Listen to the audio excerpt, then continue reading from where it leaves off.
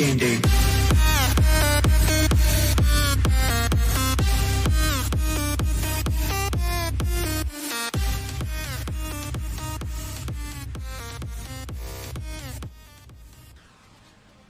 Welcome everybody to the next episode of Chiefs Focus First and 10 Live. You're here with JP and Quentin, brought to you by Focal Sports.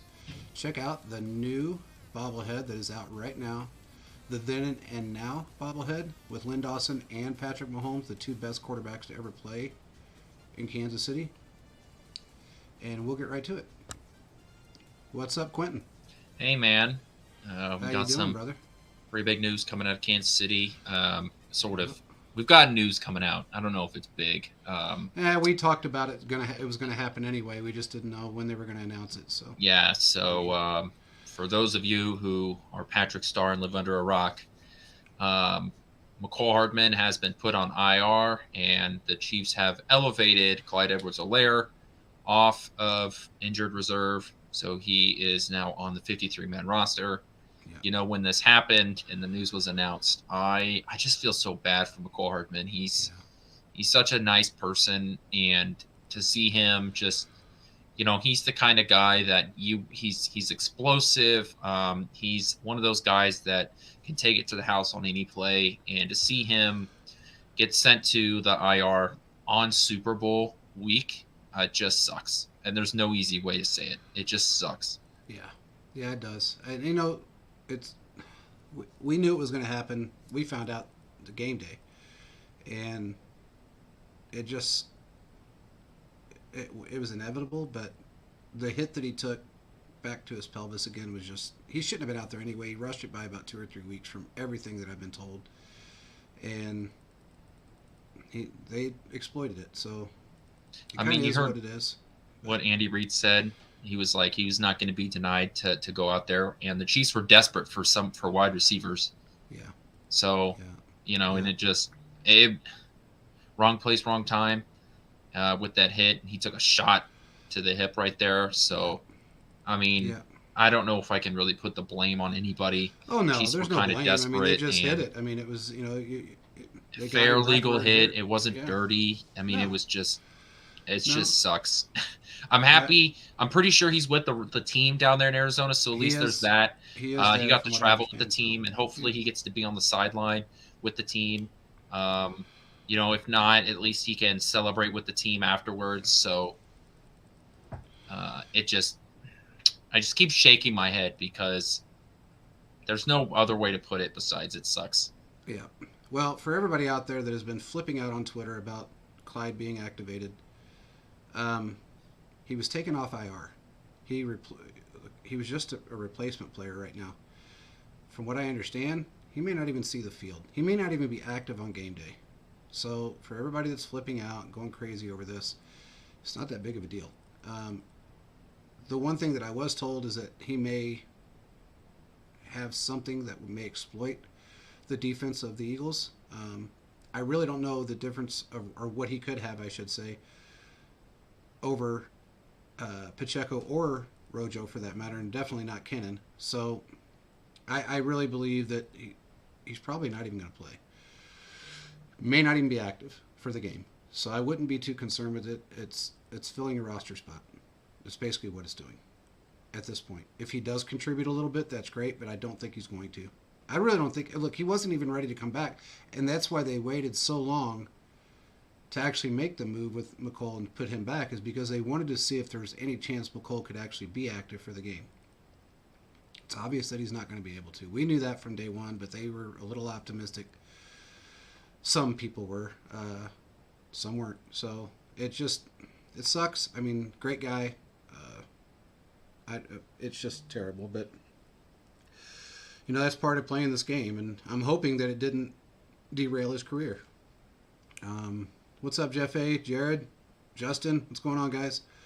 I just hope it doesn't derail anything for him, you know, because he's young. I mean, he's got a lot of life ahead of him, so hopefully it didn't hurt him to the point where he can't play anymore. But yeah, I will say that him going on IR, him being, you know, not on the Super Bowl team officially now, I think really makes it to where getting a guy getting Juju and especially getting Tony back for the Super Bowl is even more Huge. dire because now we know you're already down one guy, so you need to get these other guys back. And I still feel like the Chiefs are pretty optimistic about it because you still have the rest of this week to get these guys back, and it's the Super Bowl, so you're going to push yourself to get ready. But there's less practice time for this week. It's just what happened to Hardman. I mean, he took that shot in the AFC Championship game and got hit right on the pelvis. That's right where the injury was to begin with, and Yep. it was just wrong place, wrong time. Yeah. So Well, we need Tony and Juju back now more than they will ever. be back. That I'm not concerned with. The Juju is a little bit. I think he's going to be somewhat on a pitch count to a degree. If he doesn't, Jeff his pelvis got hurt in the AFC Championship game. He came back a little too quick. Um, anyway, Juju's knee is getting better, but it's not 100% yet. They got it. It's basically what he went through in preseason, and they're draining it. But if anything, he may be not as many snaps as we want him to be. That's a big if, though. I got a feeling he's going to be out there playing just fine. They just didn't want to injure him any further. His knee wasn't that swelled, but the first time it looked like a cantaloupe. But this time it wasn't nearly that bad. But it was precautionary, similar to Tony. It was just a tweak, nothing major. He did a really good job getting it rehabbed. I mean, look, when you got two people like Julie and even Bobby that even probably stepped in and helped, he's going to be fine. I'm not really worried about anybody else on the team right now.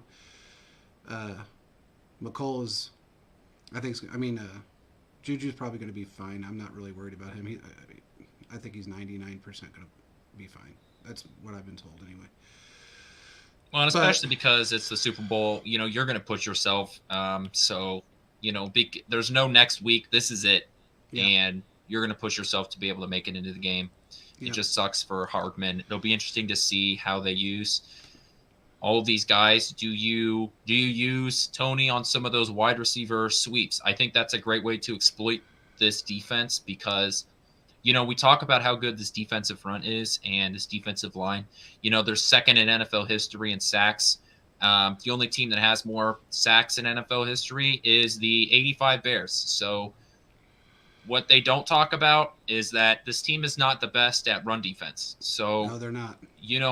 That's going to be a way to exploit this defense, and we'll talk about this a little bit later in the week too. It's just that those wide receiver sweeps, those jet sweeps, and I believe the screen game too is going to be really effective against this team. The Eagles they have not faced any elite offense throughout this year. The best team they faced is probably the Cowboys when they had Dak Prescott. So this most recent time around, I think they faced them within the last 2 weeks of the season. But when they had to face them with Gardner Minshew. So then probably the other team they faced was they faced the Packers. So they haven't really been tested in terms of elite offenses. I mean, they faced the 49ers in the playoffs, but they only had their guy Brock Purdy for a series. So I think that the screen game is going to be effective. We know that the Chiefs like to move the pocket with some of those bootlegs too. So it'll be interesting to see, how the Chiefs use their offense. And I think those are the kind of ways you can limit the pass rush. Being able to run the ball too with Isaiah Pacheco is going to be a big thing. I wouldn't be surprised if the Chiefs don't put this all on Mahomes, and that has nothing to do with his injury and his high ankle sprain either. I just think that that's how you exploit this Eagles defense. What do you think about that? Absolutely. I mean, you have to. You have to mix it up.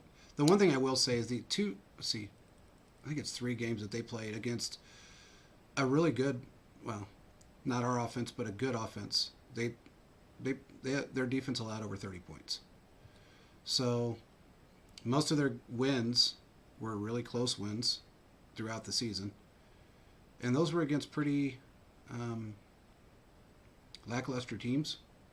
I mean, no other way of putting it. I am not as concerned as most people are with the whole number one defense type of thing. And now, it's crazy that it went from San Francisco for the entirety of the season having the number one defense to uh, all of a sudden the Eagles have the number one defense. You cannot base anything off of those stats because strength of schedule plays into every aspect of those stats. If you play weak teams through the entire season, you're going to have those problems. I mean, you're going to have those stats. We've talked about this. We have faced, I don't know, 10 top 5 defenses this year. If you consider the 2 Broncos that were number 5 at the time, I mean, it's insane. I don't really put a whole lot into that because unless you base it off of strength of schedule, which was theirs was one of the weakest in the league, I don't pay that much attention to it. They have not faced an offense like ours. It's hands down the best offense they have seen this season. It's going to be, I should say. It's actually very impressive that now, of course, the Eagles didn't make their schedule, right? I mean, the schedule runs on a 4-year schedule, depending on who they face. It also depends on how you mark who was the top defense in the league and what do you think it is? Are you going by, points allowed, passing yards allowed, or DVOA, which is the sort of analytical viewpoint of it? And, a lot of the times when we talk about who's the top defense in the NFL and they give it to somebody, they don't say exactly why they're the top defense. So, there's a lot of things that can go into it. The Eagles are a good defense. That's not a question. They are a very good pass defense. They have some good corners. They have a really good rotation on defensive linemen. What have I been saying all year? The best offensive line is 5 guys that stay in the game all time. They stay in the entire game and can both pass defense and run defense, block equally. The best defensive line has 6, 7, 8 guys that can rotate in and out so nobody gets tired. They can all get after the quarterback and be gap sound. That's what the Eagles have. They have 3 guys with double-digit sacks. Yeah, that is impressive, man. 3 guys. They don't depend on a single guy. They are able to move guys in and out the entire game and keep their legs fresh. And that's the most impressive part about the Eagles defense. And that's why I think some of these screens and the jet sweeps, the things that Andy Reid is known for, that's what I think that is going to be the way to beat this Eagles defense, to exploit some of those guys that look to just go after the quarterback. And we have a top 2 offensive line. They haven't faced anybody as strong as our offensive line right now. I know I give Wiley a lot of shit, and he's deserving of it, but he does push. He pushes the line, and I will give him that. He's strong at pushing the line when he's not on his back or allowing somebody to get around him. His biggest issue is that he can't be double teamed. If he's double teamed, he's done because he's on his back. He doesn't have the right stance. He doesn't lean the direction he's supposed to lean, and really, he doesn't read the scheme. When they call out a play, it seems like he's almost at times facing the wrong direction or pushing the pile the wrong direction. And you just can't do that, especially on a run play. But I still think this offensive line is, second to none this year. And looking at the fact that, the Mahomes was sacked 26 times on the season, and 13 of those came from Wiley. But I think they got and he's releasing the ball pretty quick. Even though Mahomes doesn't want to, and he wants to wait for that open man, and he does. Even though he was injured in the AFC Championship game, he scrambled really well for a guy that was hurt. I think he's got an opportunity here to. I can't say the Eagles aren't going to sack him. I'll put it that way. I think he's going to get at least one. I think he's going to get a few pressures, but I don't think it's going to be nearly as much as they're used to putting on other quarterbacks. I think this offensive line is going to hold up. This is the year for this team and everybody I have talked to, and I got friends in the media that are in Arizona right now, and everybody I have talked to out there said that this team is so ramped up because of that loss against the Bucs in the Super Bowl They just don't want to let it happen again. I mean, they're really, really pumped up. And you got Jody Fortson that's, man, the guy's a force. When he's out on the field, he's a force. Travis Kelsey's 100%. Everybody's in good shape. I just don't see it happening. I mean, I'm sure they're going to double team Kelsey a ton. But that's okay. They just leave somebody else open. And we've got the guy. Sky Moore has played out of his shoes in the offense. He really has. For a rookie that, you know, everybody down the whole season, he's done a really good job. Who's joining? It's might be crazy. Thiz. Yeah, it's Thiz. What's up, Thiz? It is crazy how many rookies have contributed on this team this year. It's insane. I don't know the numbers. I'm kind of just pulling this out of my ass. But I feel like this has got to be the most rookies on a Super Bowl team, right? It absolutely has to be. I can't think of a team that has more rookies within the past couple of years. So even if it's not the most, it's got to be up there.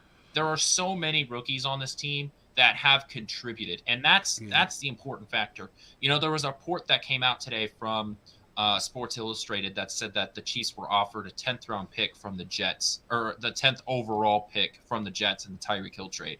But the Chiefs turned it down because they wanted volume of picks and not just, you know, one really, really good pick. Yeah. And I think, first of all, the ball's on Brett Veach to just say, no, I don't need, you know, one guaranteed pick. I need a bunch of picks to be able to build this roster. And that's because he knows what he can get out of the 7th round, the 6th round. Yeah, exactly. So it's incredible that not only have the Chiefs done this well with such a young team, they've made it to the Super Bowl, but they've trusted their rookies. They trust, you know, the process that they're going through. And as a Chiefs fan, that is so exciting, because you know that as long as 15 is under center, that and Veach is the general manager, you know, this team really has a chance to move forward, because you just know that anybody they bring in here can be successful. I mean, we're talking about a secondary. I'll be the first to mention this. I was worried about this team's pass rush this year, coming into this year, and I was worried about this team's secondary. The Chiefs last year, let's be honest with ourselves. The Chiefs pass rush could not get home. We were one of the worst teams in sacks last year, and the Chiefs did what? They drafted Karlaftis, and they brought in Carlos Dunlap. Yeah. That's what they did in the offseason. In the secondary. Joe Cullen. Yeah. The secondary, they scrapped it all and brought in a whole bunch of new corners, right? Yeah. Except Snead. They even, I mean, there was nothing for me to say, wow, look at what they did. So for this defense to be where it is today, and it's a productive defense, everything that I said in the offseason about being worried, I'll take it all back, because, you know, this franchise showed me that they can rebuild an entire section of the defense and not part of the offense. And so it's incredible. And I don't know if that gets enough attention, and maybe it will this offseason, where we talk about and take a look back.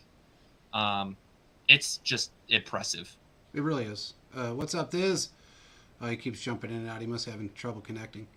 I will say that I wasn't as worried, and you can go back and listen to any show I did. I was not as worried as everybody else.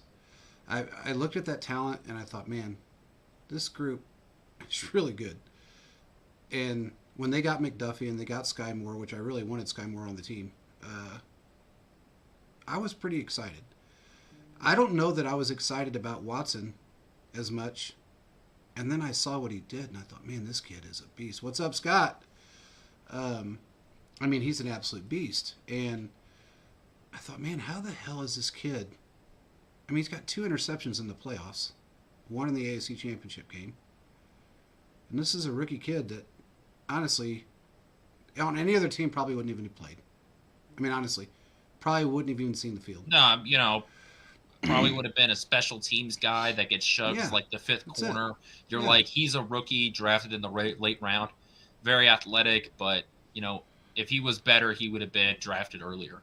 Yeah, and this team not only took him and trusted him there, but brought him in a room with other, little experience. And I mean, he's excelled. He's gotten burnt, but even the best corners in the NFL in this day and age get burnt Yeah. because the rules are just built for the offense. So even the best corners in the NFL are going to have bad games and bad plays, but it's impressive. I think that, the cornerback room is going to be one of those places where if the Chiefs turn into a team that can develop corners and just let them walk in free agency, that's going to be a really big benefit for them.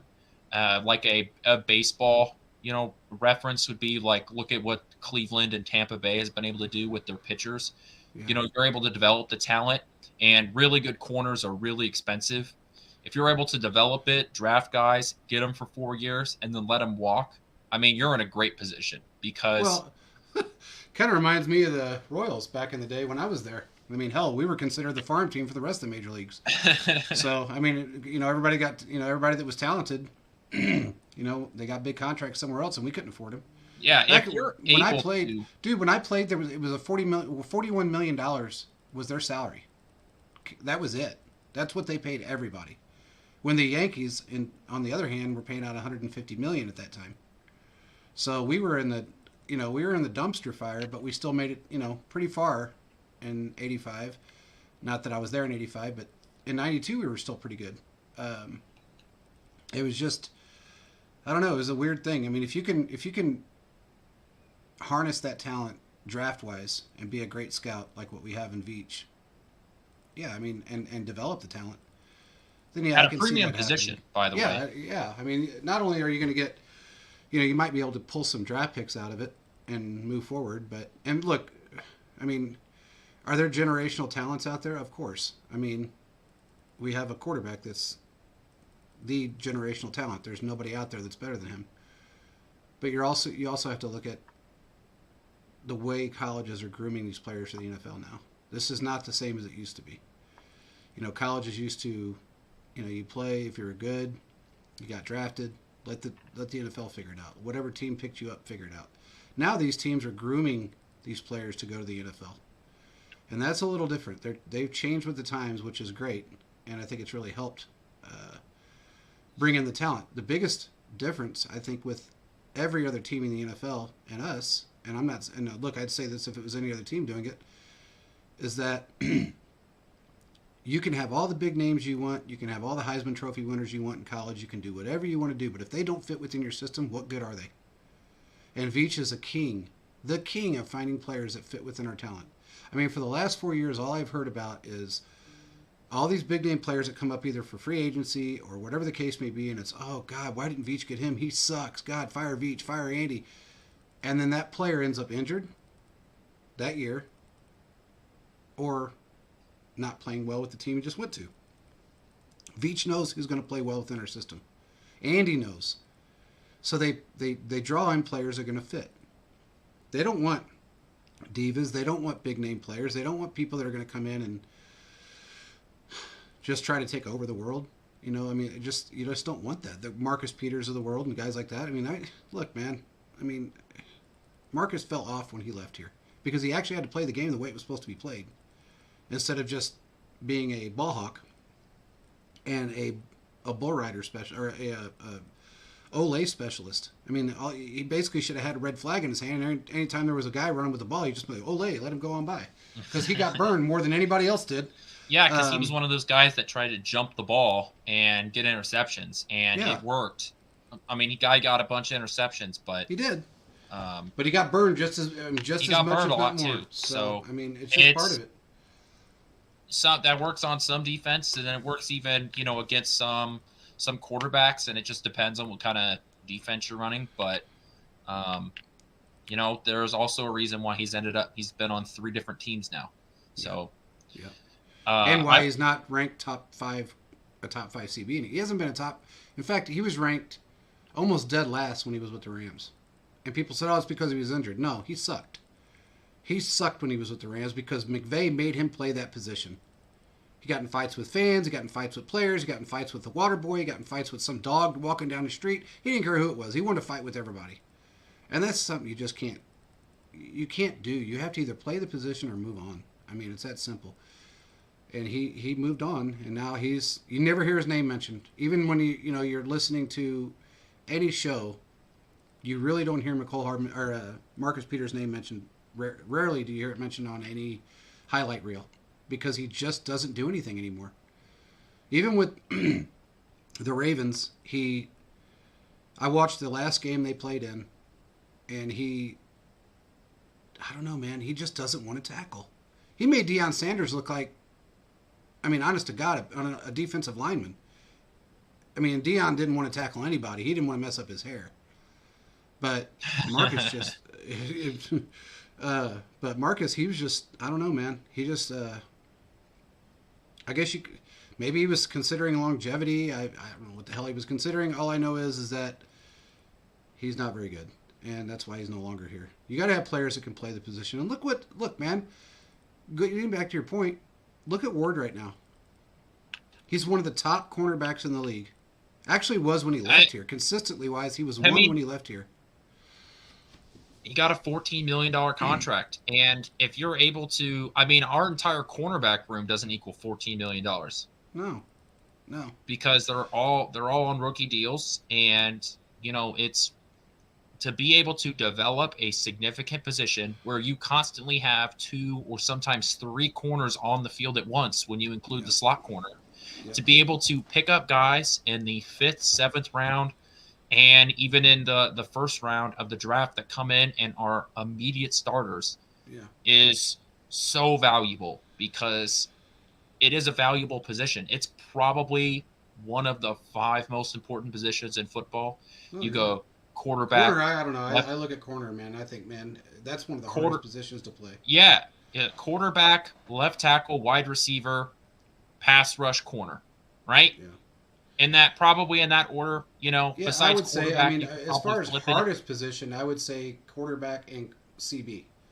The hardest position to play. I think even the CB is probably harder than anybody because they're not only playing, maybe 1 or 2 wide receivers. They're watching the quarterback. They're watching footwork. They also have to worry about that ref that's got the flag in his hand that's ready to throw it. Yeah, you got a lot of aspects to being a corner that most people don't realize, and that's why a lot of players like Marcus Peters don't really play the position the way they should because they don't build the technique or learn the technique or practice the technique to be able to play that position in its entirety without screwing up. So they want to play for a Bob Sutton that will let them do whatever they want. Well, that wasn't going to fly any longer. It just is what it is. Scott said corner is number 2. I don't know if I'd put it 2. I'd probably put, wide receiver and pass rush. But I think it's definitely within that 5. It truly is. It's tough. It's one of the most important positions, especially because most teams will have 3 of them on the field when you bring in that nickel corner. And with how pass heavy the NFL is, you're not seeing a lot of 4 linebacker sets anymore. You're seeing a lot of 2 or 3 linebacker sets with that slot corner out there because a lot of teams have that 3rd wide receiver out there, and you're not going to be able to cover them with a linebacker. So you need that extra corner out there. So it's great for the cap space because it allows you to not have to spend money at a premium position, and it's so important to be able to develop that. And that doesn't even talk about the rest of the team. I mean, that's just one specific position that the Chiefs have been able to save a lot of money and get extreme production out of a so important position. You know what was very smart Veach did this year? A lot of things, but continue. Well, I mean, one of the things cornerback-wise, I think, and as much as I loved Ward, and I really did, I love his story, I love everything about him, but allowing him to walk while Snead had proved himself to be one of the best, if not a top 3 corner in this league on a rookie deal, and then you go out and you bring in 4 other rookies in that position, and you got Snead on your team, now you can re-sign Snead. You can extend Snead and keep him. You don't have to worry about letting him go. Because look, man, he's damn good. Mm-hmm. And that's one player you don't want to see walk. Look, we've had our problems for a while now on the defense. We all know this. Whether it be secondary or defensive line or linebackers that were falling on their ass like Anthony Hitchens got old, whatever the case is, you don't want to fucking let everybody go, man. I mean, you got to keep at least one solid player in the secondary. You got Justin Reed, which has come into his own, basically the most tenured player on the team, as far as the secondary is concerned. And then on the defensive line, you want to keep guys like Frank Clark and especially Chris Jones, because those are the those are the guys that will help your rookies along like they did Karlaftis. And whoever you draft this year, and I guarantee you they are definitely drafting defensive line, probably edge. It's a deep defensive line draft this year. Oh, the edges are freaking phenomenal. I mean, there's so many of them coming out, and I still think that we're seeing a backlog of some of those COVID years. Where there was a lot of players that redshirted and were given an extra year of eligibility. Yeah. This will probably be the last year of that, but I definitely do think that there's so much talent coming out because of that COVID year where everything sort of got messed up, and in terms of people were allowed to redshirt an extra year. So, because of that, and the Chiefs will be drafting at 32. What are you going to do with that position, or what are you going to do with that spot? Now you do have some, and other teams have to talk about the draft. We get to, because we have other content we could talk about. Yeah. But it'll be interesting to see what they do. I do want to talk about the conundrum the Chargers are in.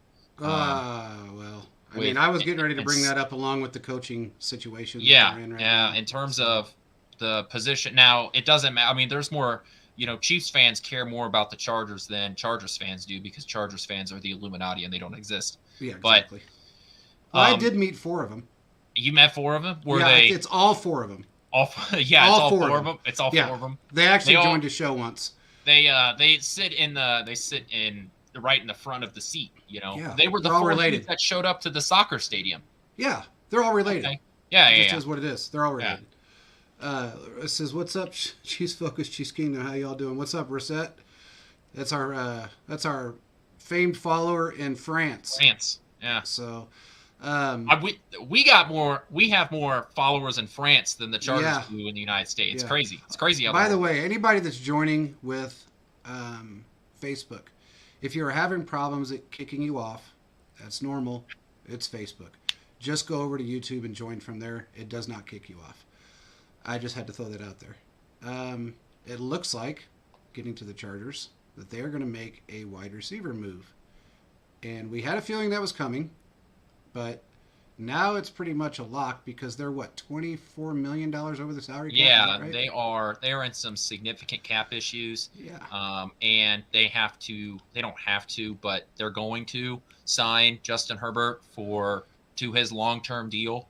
Now, while that doesn't necessarily mean that he's going to get a lot of that big money, it's not going to necessarily be a big cap hit this year to re-sign Justin Herbert, but they're going to need some of that money in terms of a signing bonus. There's a bunch of players that may end up having to be either let go or are going to. Keenan Allen is going to be gone. Keenan Allen is one of those guys. Yeah, you're right. Keenan Allen has been the one reported. I wouldn't be surprised to see if that guy that was with the Raiders, and then got traded to the Bears. Armani Cooper? No, the outside linebacker. Oh, Khalil Mack? Khalil Mack is probably going to be another one of those guys that's going to be a cap hit or a cap saver. Yeah. Those are probably the 2 big names. The one that's being openly reported right now is Keenan Allen. And also Mike Williams. Yeah. I did hear, even though his cap hit isn't that big, they're trying to clear up the space because he just can't stay healthy. You got 2 wide receivers. Now look, Keenan Allen, this is going to be a crazy situation for them because he's 31 years old. What he is owed right now is well over his market at his age, especially after his injuries. I'm not saying he's not a great corner or wide receiver. I am not saying that. I am saying that his injuries and his age are going to prevent him or prevent them from just outright trading him off and somebody else taking over that conundrum of a contract because, I mean, they're going to have to eat some of that. It is what it is. They're going to have to eat some of it. Yeah. So right now, when we were looking at it, I want to say some of the players, we looked up some cap hits yesterday, and there was a couple of them that can't be traded, virtually cannot be traded. The hit is absolutely insane. The dead cap money on some of these players is between $9 and $18 million. This is why guaranteed money is so important, because that guaranteed money later in your contract prevents teams from cutting you. This is why the Ezekiel Elliott contract is so important. Yeah. And because it rolls over ahead, into basically. it's a year ahead, and it prevents guys from being cuttable. And which is why getting that guaranteed money towards the end of your contract, and why teams love to front load contracts, because teams will offer out a 5-year deal, but if you read into the details of it, it's really a 2 or 3 year deal. Yeah, at the most 4. I mean, if you're cuttable on your 4th year deal. If you're not a quarterback in the NFL, you are not getting anything longer than a 2 or 3 year deal. Realistically, it may say it's a 5-year deal, but it's really a 2 or 3 year deal. Exactly. I mean, look at Tyreek. He's a great example of that. So he's not getting anywhere near the money he went down there for. Yeah, the numbers look great on paper. Oh, I make $30 million a year. No, you don't. And you're not going to make $30 million a year. By the time it's all said and done, you might as well erase about 50% of that, if not more. So he's going to wish to God that he's already wishing he didn't make that move. He's made a lot of comments as of recent about how Patrick Mahomes is otherworldly. He's an alien. One of his words. He shouldn't. He said, "What do you guys think about the Chiefs do with Clark this year?" I think they extend him. I don't know. I think they're restructuring. Well, that's to me that's the same thing, because he's got. First of all, he is not playing on this team next year with the current contract he has. We talked about this last time. He has a $28 million cap hit next year. Yeah. That's not happening. No. So that contract will not occur next year. I believe that he gets extended out they add a couple years onto that contract, give him a nice signing bonus, and sort of even out some of that that cap hit. And I believe it's a similar decision that's made with Chris Jones. Technically, Chris Jones is not I almost slipped. Chris Jones is not on a. It's technically not a contract year for Chris Jones. He also has a $30 million cap hit coming next year. The Chiefs are not going to run into next year with 2 defensive linemen on $30 million worth of cap. We already had that problem. Remember that? Yeah, we had that issue once before. Justin Houston Tamba issue. Well, no, it was Justin Houston and Eric Berry. Okay. We tried to we did franchise tag Mr. Encroachment, but it was basically the entirety of that year that year's salary cap, I should say. $43 million of it went to 2 players. And that was the lovely John Dorsey, by the way. But that's why they were no longer with us. And Justin Houston, he did not want to restructure, and he was traded. Yeah. So it is what it is. But those 2 contracts are not going on to. And when you'll have people talk about how much money the Chiefs have. Currently, they have what would we talk about? Was it 13 million? It's 16 million, and then they got another 16. Yeah, they've got, because they're adding 16 million at the start of next year because the salary cap is going up. Yeah, so they're sitting at about 26 million and that's after paying the contracts that we have right now. Once they're restructured, you're going to see us in the 50 to 60 range for salary cap next year or this year. This will be an interesting offseason. The Chiefs have a lot of money to move around in, which is once again is crazy to think about because of the amount of talent that's on this team. Oh man. It'll be really interesting to see what the Chiefs do, because there's not, if the Chiefs want to sign somebody, they'll get him. Yeah. I really do feel like that'll be what the Chiefs will be able to do. Yeah, Chiefs Live, you're right. If the Chiefs are able to restructure just 2 of those contracts, they're going to end up between 40 to 60 million. Yeah. It's crazy because that's not supposed to happen when you have a quarterback signed to a $500 million contract. Well, and plus you got to think his contract is 100%, 100%, or can be 100% converted to signing bonus. So that's a huge thing. If you can convert someone's $41 million to a signing bonus and Clark Hunt writes a check out of his pocket and it doesn't go against the cap, I'm good with that. And we're the only team that can pull something like that off. So just so everybody knows, that's a really big deal. I think it's just unbelievable. And I think, look, G-Slav, I honestly think we're probably going to be close to $60 million by the time it's all said and done. Look what Veach did when we were $137 in the negative. He turned it into $40 million within 3 weeks. It was $39 million. So I think we're good. I'm not really concerned with that. Nobody else can pull off what he pulls off. And I don't think he gets nearly the credit that he should, because honestly, we wouldn't be where we are without him. No, there's a reason why the Eagles and the Chiefs are in the Super Bowl, and it really starts in the front office with Howie Roseman and in the Chiefs with Brett Veach, because they are the two best run front offices in the NFL. And Scott, you're absolutely right. Yeah. Well, and throw the Bills in there too. Yeah. And think about this. This is something that's not talked about enough. The AFC, the entire AFC, the playing field is going to get leveled off here within the next year because Joe Burrow and Justin Herbert are both getting new contracts over the offseason. Well, now their cap hits won't get, explosive until maybe 2 years from now. But what that means is that these teams aren't going to be able to keep 3 wide receivers around. They're not, so the money just isn't there. So while the Chiefs will be able to have the experience in building a team with limited cap resources, these other teams don't have that experience yet because they've had their quarterbacks with rookie deals. Yeah. So it's only going to get better from here. It is.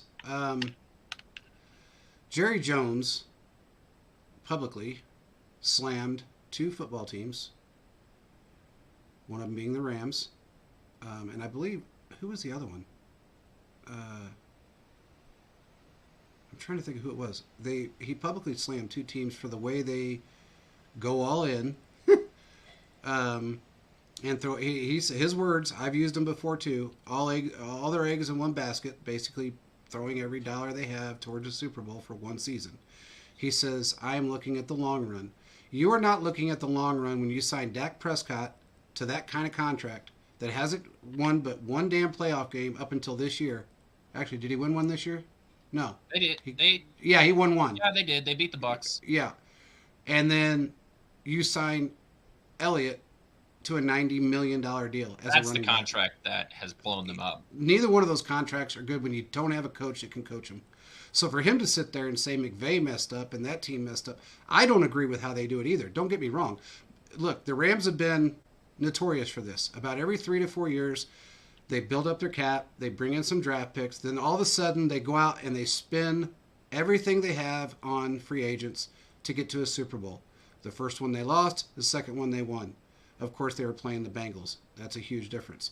Now, when you do that, each time he has done that, he has followed up with a team that didn't make the playoffs. Each time. You can't do that and expect to be in the position that the Chiefs are in every year, or any other team for that matter. You have to have the coaching staff, and you have to be able to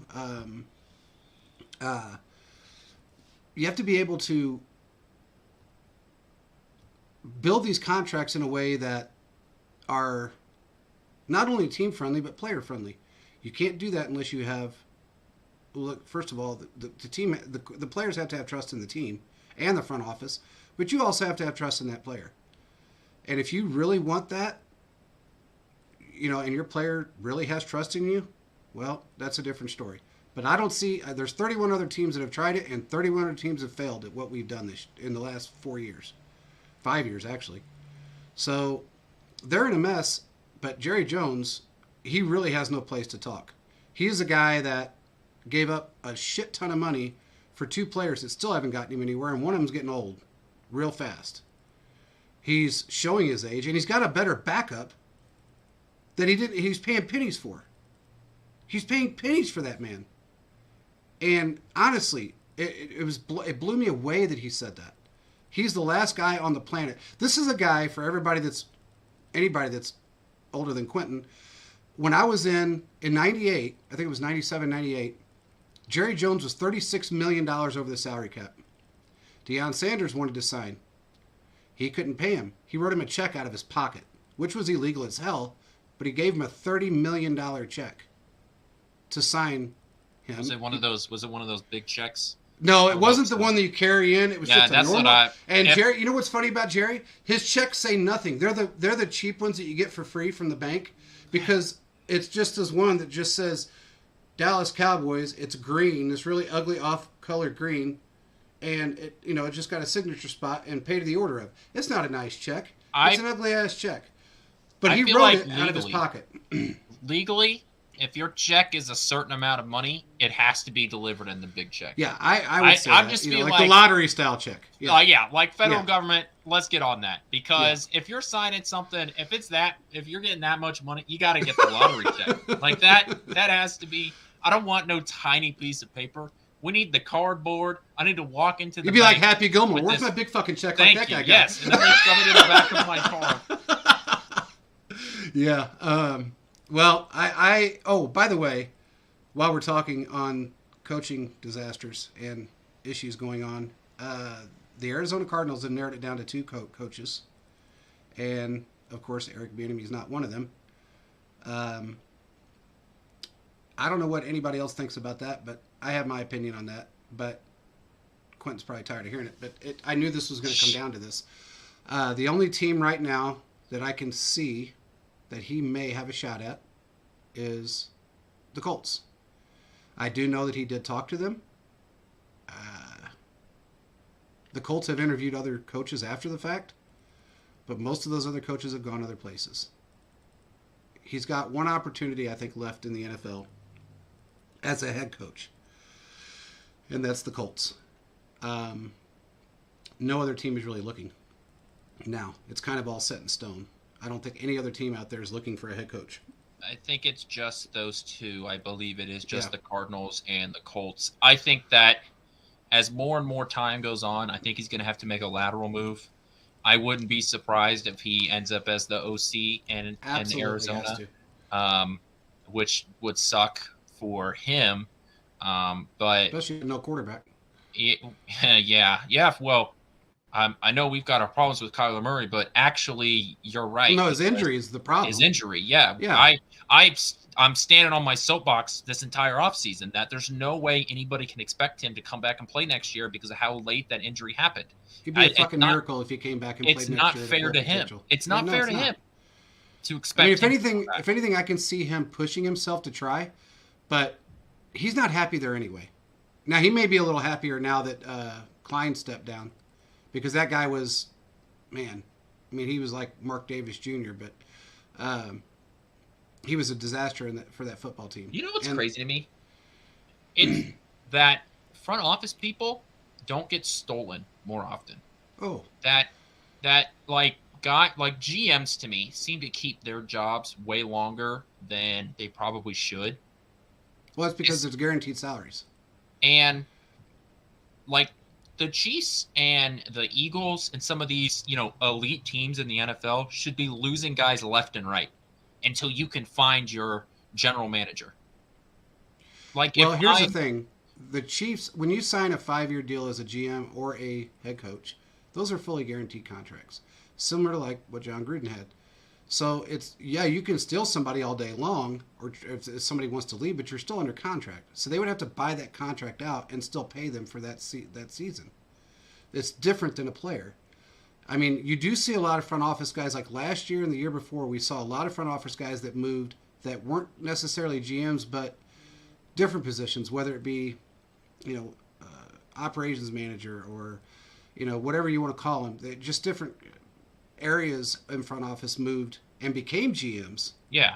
But GMs don't really, you really can't, if you sign a contract, you're in that contract. And if a team wants you to stay, you're going to stay.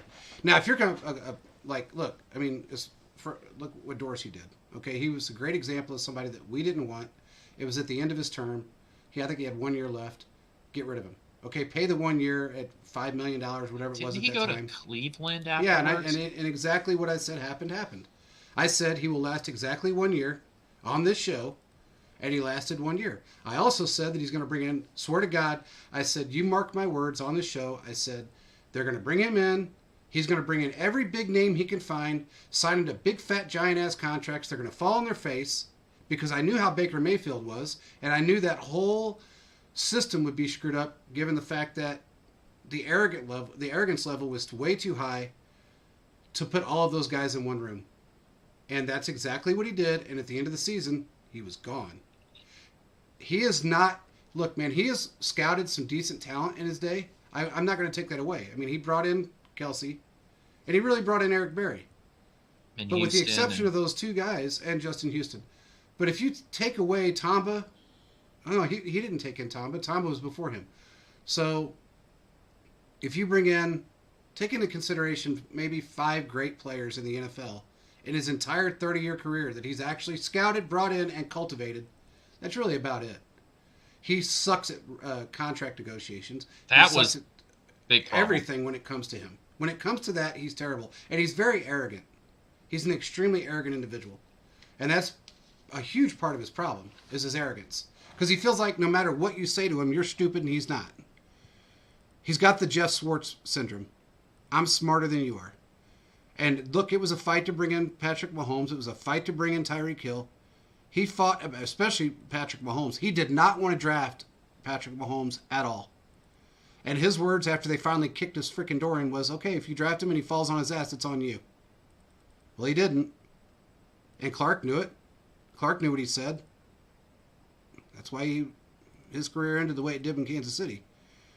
So, let me ask the chat this. Let me try and get, because maybe I'm off. Does it surprise anybody else in the chat just how little we see GMs move around? Like, I understand the whole, contract thing, but we see guys get fired with, years left on their contracts as head coaches a lot. It just surprises me that we don't see, like, the Chiefs front office get picked apart a lot more than we don't. Because Ryan Poles left for the Bears last offseason, right? That's how the Chiefs ended up with that 3rd-round draft pick. The guy in Indianapolis right now, he came from Kansas City. So I'm just surprised that doesn't happen more often, because you can do, with the way coaches are, you can do that with the front office too. You can take a guy from one front office and bring him into another front office as long as you promote him. So I'm just surprised, to me at least, if I'm running a team, why would I go and try and find, somebody who's, not somewhere else, when I can look at a successful franchise with a successful method and try and grab them and just promote them? I don't know. Maybe I'm off. That does happen. I mean, it does happen, but it's not GM to GM. Like, a GM doesn't get recruited to another team. Scout, right? Take their top scout and then just promote them to the GM level. I'm surprised it doesn't happen more often, because I think it does. I think people just don't realize it, but it does happen. Because that's how Kansas City lost Ryan Poles to the Bears, and the guy that's in Indianapolis, I can't remember his name. But both of those guys were from Kansas City, and they got promoted out to become GMs. I'm surprised that if I'm running a team, I would want to go to Kansas City and take their scout and promote him to GM and see what he could do, instead of trying to find somebody else. But, well, and I think looking at Kansas City, they would have done that if the scout in Kansas City didn't become the GM. But their main scout is our GM. He was our scout prior to being the GM. Yeah, I would say as big as the Andy Reid coaching tree is, make the Brett Veach GM tree. That's what I'm surprised hasn't happened, where every year the Chiefs aren't losing scouts to be promoted in another organization. Yeah, I think when you look around the league, but I think when you look around the league, you have to take into consideration, okay, yeah, the scout may have brought in great players, from college, collegiately great players. But when they get into the NFL, what did they do? You got a very few, like you could look at Seattle as a great example. Look at Seattle. They, last year before, whenever it was they brought in DK Metcalf. They brought in one great player. They did nothing with their offensive line. They paid Russell Wilson instead of doing something with their offensive line. They got rid of another wide receiver. So when you look at what a GM does, yeah, he may hit on one or two in a couple 3-year span. But if those players don't pan out within those first couple of years, if you don't have like a 65% success rate, kind of not really doing your job. Now, it may not be because of the scout. It may just be because of the coaching staff. So that always, you have a scout that brings in great players, but if it doesn't fit within the system or the coaching staff's just not for that player, then that's going to affect how that scout looks. Because they're not looking at what the coaching staff did. They're looking at who brought him in. Who found this guy? Who said, hey, this is the guy we need to pick up? Yeah, that's true. And I think... it's such a fucking mess because, shit rolls downhill no matter how you look at it. And sometimes it rolls uphill. So it's just hard. You have to really look at the full picture sometimes. That's how McVay got his job. I mean, look at McVay. He's a great coach. He's a phenomenal coach. He's not the greatest when it comes to... Thank God he's not a GM, because if he was, they'd be screwed. Their GM's already screwed him up. When you really look at it. And I think a lot of that had to do with they're in a new city, and they were trying to, build a franchise in LA again. So I don't think that is talked about enough. I want to talk about what Reset just put in the chat. He said, "I think we got a bad deal with Tony. To be honest, not at all. I am pro the Tony trade for 2 reasons. One, that third round pick we traded for him, we got because Ryan Poles went to the Bears, and we got it because Ryan Poles is a minority, and that's how, because of the Rooney Rule, we ended up with that third round pick. I don't even remember what the other was. It a 5th round pick, 6th round pick, something like that? Third. We traded a third and something else. Yeah. It was a third and a 5th. Third and a 5th or something. Yeah. I think it was a 5th. It was a 5th because we lost a 5th that year. Okay, so we traded the 3rd round pick, and that was the Ryan Poles pick, and then we traded a 5th round pick that we just had.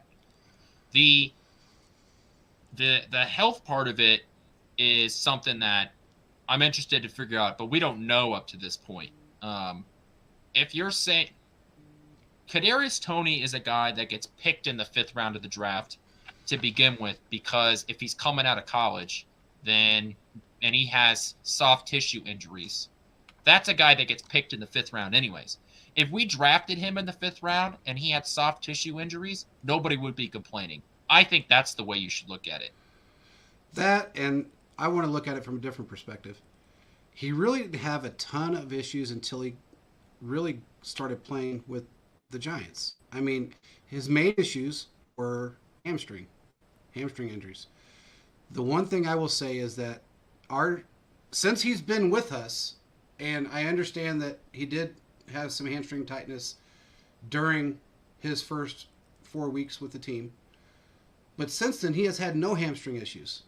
Now, as far as the ankle is concerned, that was a tweak. It wasn't a major issue. They pulled him out for precautionary reasons. It wasn't anything else. He's going to be fine.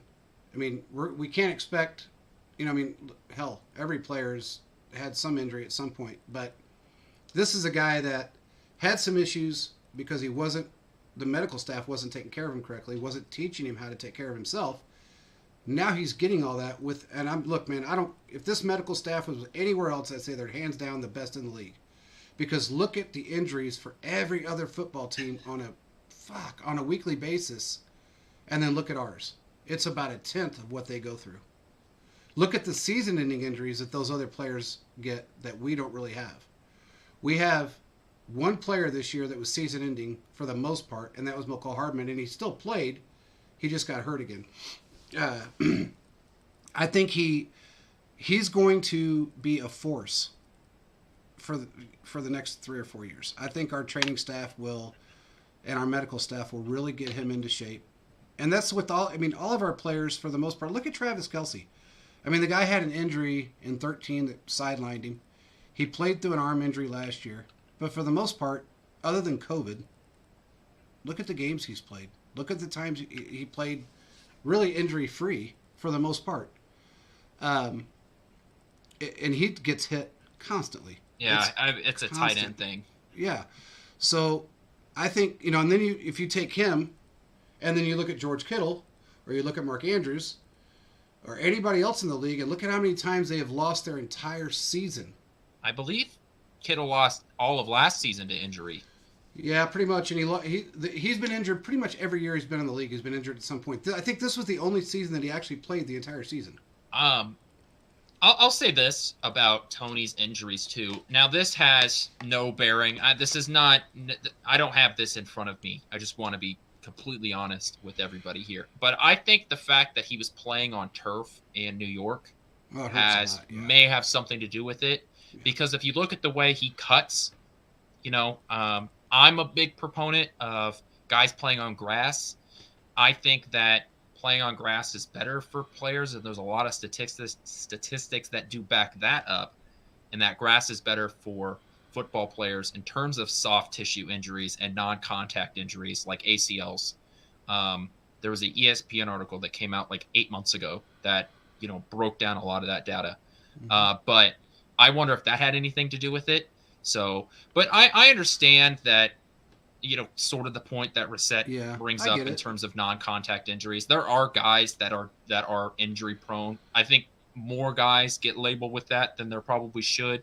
But there is some, until he's here for a couple of years, and hopefully he is.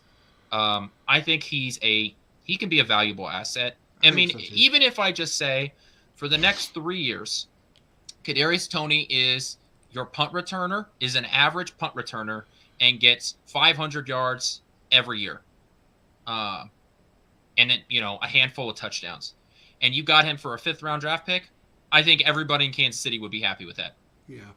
So the bar is so low for him in terms of, what makes him a successful trade here in Kansas City, at least to me, that it's a 5th-round pick and a free third. You're basically giving a bag of chips and a Coke for the guy. So and if it turns out to be the best bag of chips you ever got, maybe some kettle cooked barbecue chips. Yeah, pretty happy. There you go.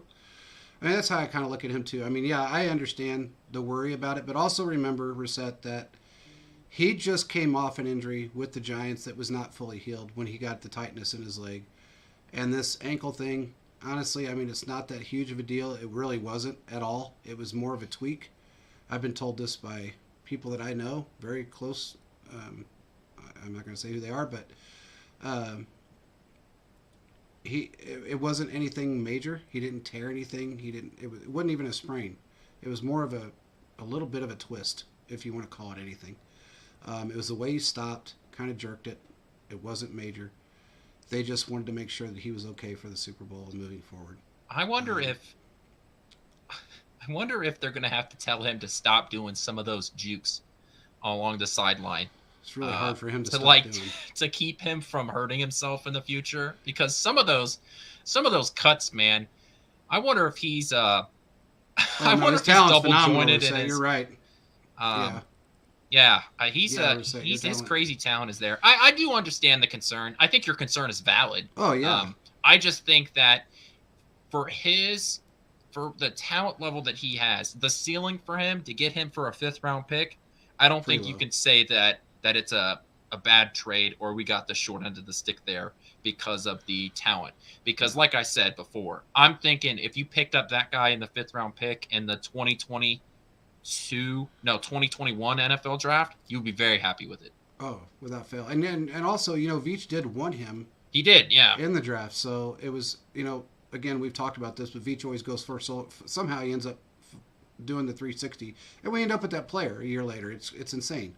But his talent is there, and I think he will be healthy. He does have a couple of the best in the league that he can train with. And if he has to build up ankle strength and lower calf strength, he'll be able to do that with this team. Tyreek had a ton of calf and hamstring injuries, especially over the last 3 years, more than anybody really knows. He limped off the field a lot. Did he come back on? Yeah, he came back on, and there was times that he didn't, and it actually affected his game moving forward. And I think that's what they're seeing that they don't want to happen to Tony. and I think that plays a part in it. You know, when you make mistakes as a franchise, you kind of learn from them. So I think that's part of it. But who knows, man? I mean, it's a valid worry. I don't see him being nearly the problem that Sammy Watkins was. Sammy was hurt. I mean, He had I a don't know, chronic foot issue. yeah, he always had foot issues, and it I just don't seemed know like if it that never goes went back away. to college or what. I I think didn't it goes follow back him to in way college, before that. I but mean, he had some sort of chronic foot issue because that's what I don't know. Maybe he broke his foot like when he was a rookie or something, but it was always that foot that gave him issues. So yeah. And he had hamstring issues a lot too, which is weird. But a lot of it, if you look at Sammy compared to a lot of other wide receivers, he was not a built guy. He didn't put a lot of into conditioning. You could see that. I mean, it just wasn't. hey man, helped us win a Super Bowl. So He did, but I'm just saying he wasn't like the most regimented guy when it came to workouts and keeping himself in great shape. That was pretty obvious by the way he looked versus other wide receivers in the league. And you can't really compare, you know, I mean, if you took like a Tyreek Hill or anybody else that played during that time frame, all of them were built like just shredded and really strong. And Sammy just wasn't that guy. He was quick and he had a lot of good cuts and he was a great route runner, but he just wasn't as strong as most wide receivers. So I think that plays a huge part in it too. I see Tony, he's a smaller guy that, as far as stature is concerned, he kind of reminds me leg wise of Lamar Jackson. He's got them legs. Chicken legs. He's got those chicken legs that he's got to build up. What you lose sometimes by building too much is you lose your agility. So I know he wants to find that happy medium, and that's what he has to find. Look at Mecole Hardman. I mean, the guy has got. I'm sorry, I love Mecole. He's a great guy, but he's got no hip movement. His legs are skinny. He's a smaller dude. He's a smaller guy, and he's feeling the injuries. You know, now, look, was that the original injury he had when he went down? No, but that happened when he was on his way back. You know, pushing himself too hard to get back into shape, to get back on the field, and he tore up his pelvis. And then he has to deal with that. And I hope it doesn't end his career. But he's fast and he's agile. He had his issues. So I don't know. I think they're going to work him into the system well, and he should be fine. But we'll see, you know, any given day. I mean, look, if a player can play 5 years in this league, that's a long time. I mean, given the fact that most of them last 2.5, you know, so I think it's a pretty good stretch for him. But we'll see. Scott asked a question, and I would love to hear your answer for it. Where's He it at? said, JP was JP more arrogant, Dorsey or Peterson? Oh, fuck. Peterson without fail. That motherfucker. Excuse my language. That guy there, man. Now, look. There's guys out there that absolutely love him. He just had a very strange... how should I say this? He had a very strange way of... God, I wish I could find the words. I guess it was almost to the point of if you weren't someone that had his money or if you were beneath him in any way, he treated you that way for a while. There were certain guys that were beneath him that he just loved. Certain players that he treated like gold. But I can tell you the consensus the entire time I was around that team during that time frame was he was not very liked. And he was kind of a slob. I'll leave it at that. There are some I had to eat at people. a restaurant with him once, and it was not fun. So it was embarrassing, actually. I'm glad it was me and Derek, and we didn't actually have to sit with him, but we watched what happened, and it was embarrassing. There are certain people in Kansas City media that believe he should be in the Chiefs Ring of Honor because he brought the team out of the gutters. Well, he to a degree he did, but also remember that was Marty Schottenheimer bringing him out of the gutter. Peterson and Marty were pretty close for the most part. As a head coach and GM should be. Correct. They did have their issues, don't get me wrong, and there was a lot of times that Marty didn't agree with certain players that he brought in, certain things that he wanted to do, but Peterson was a marketing mastermind, and I will give this guy credit for this. He knew how to bring in certain players that, and I will say it, most of them were washed up for all intents and purposes. But he was able to bring in those names that everybody wanted to see in a Chiefs uniform. And that's what made Carl Peterson a success during that time in the fans' eyes, but not so much a success at getting to a Super Bowl. Marty could find talent and cultivate the talent a lot better than Carl could. I mean, look, I'm talking about like a guy like Christian Okoye, which I love. And this man hated football. He was not good at it. I watched it happen. I was on the practice field. He was not good at it. And he absolutely hated it. But Marty really brought the best out in him. Marty was phenomenal with running backs. He wasn't the best with most quarterbacks. And believe me, man, I love Marty probably more than most people should. He was just a great guy. But he wasn't the best with quarterbacks because we ran the ball so much. That's really what his game plan was. That's why they called it Marty Ball. Marty Ball was pounding the rock on 3rd and 4th down. Run on 1st down, run on 2nd down, yep. Run on 3rd down. It's like my high school football coach. He would say that we need to get 3 yards to carry because 1st and 10 turns into 2nd and 7, turns into 3rd and 4, yep. Turns into 4th and 1, and we get 3 more yards and it's 1st and 10 again. Yeah, and Marty was big on. He always used to say, if you can eat up the clock, you're going to win a football game. The problem with that was, and he found out when Montana came, is that you can eat up the clock and you can run the ball as much as you want, but you have to have a guy that can put the rock in somebody's hand at any given moment. And we didn't have that until Montana came. Joe really changed the culture when it came to passing the ball. It was pretty crazy to watch because Willie and JJ and all of those guys that had no receptions prior to it really, then all of a sudden they're catching 69-yard passes from Joe Montana, or they're getting a 69-yard touchdown from him. Now, understand, Montana would throw the ball about 40 to 50 yards max. But the Yak was, with the guys that we had, they wanted to prove something, and they did. JJ, man, he proved a lot. He was one of the better. I always call him the first Tyreek because he was so damn fast during his time, and he had a lot of cuts, a lot of moves, but he had this weird sixth sense. And even if as loud as Arrowhead was, you could watch him, and he would, if somebody was within, 3 yards of him, he knew exactly when they were going to hit him, and he would duck. And sometimes he would go down. But he didn't, in the entire time he was here, the only person that really gave him a concussion was Christian in practice. He never got one while he played for us. He got one concussion in his 9-year career, actually on the football field in a game. Then he got the one in practice from Christian, and I was there for that. But that was, hey, shit happens.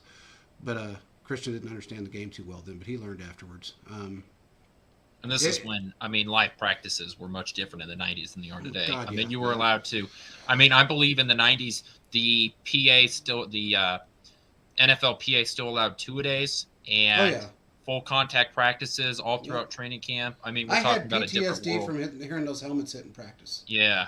I'm telling you, man, it was like you just went to a war. Those guys hit each other and they hated each other. That's the one thing that people don't realize back in those days, and some teams are still that way. Some offense and defense hated each other. They hated each other. They didn't talk to each other.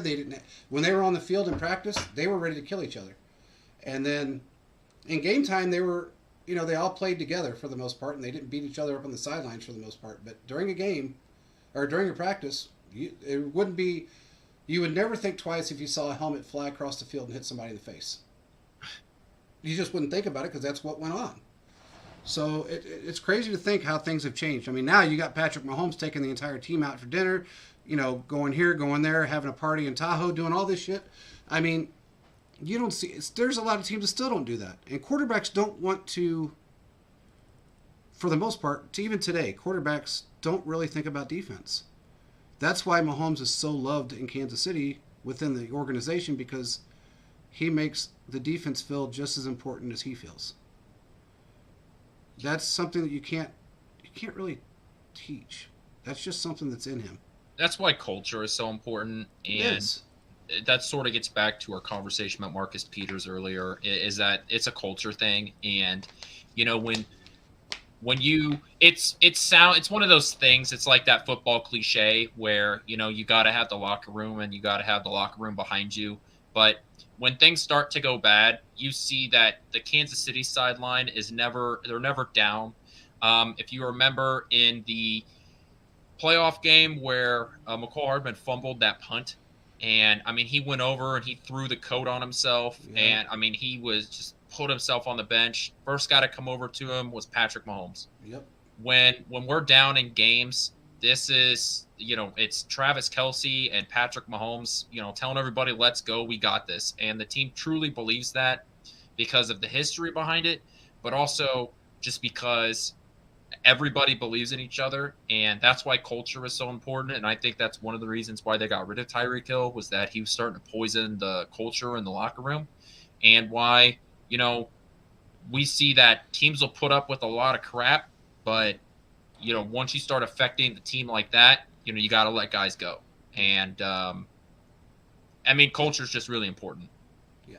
When your quarterback that has been basically carrying you across the field when you hurt yourself doesn't invite you to his wedding, there's an issue.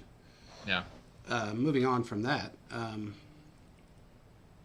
so looking at the players that are probably going to be on the move. Oh, by the way, T. Higgins is probably going to get traded. They have to figure out a way of, because their salary cap's in the dump. And theirs isn't a similar situation to the Chargers, except they're not. I don't think that they're like in cap hell like the Chargers are. Not that far, but they're going to trade T. Higgins. From everything I've heard, he's going to be traded. And that honestly, I'm not sticker shocked about that. They, like I said, they got to sign Joe Burrow, right? I mean. And they got to sign Chase if they want to keep Chase, and Chase wants to stay with Burrow. Is he eligible for his? No, next year he will be. Yeah, not this year. He's not eligible this year. Yeah, next year. But they have to look in. They have to somewhat look in the future on this, because look, Burrow's not going to be cheap. They got a lot of other players. They got to fix their offensive line. They got to find a running back, because their running back's done. They just got things that they have to do to actually make that team well-rounded, and it starts with the offensive line.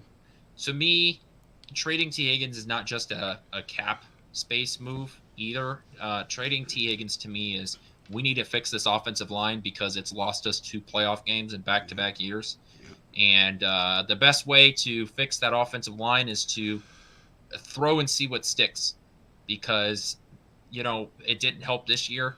Obviously, injuries really affected them too. Their offensive line wasn't great, but it wasn't as bad as it was 2 years ago. No. But you lose 3 starters throughout the year. Chiefs experienced this a few years ago. We lost all of our starters.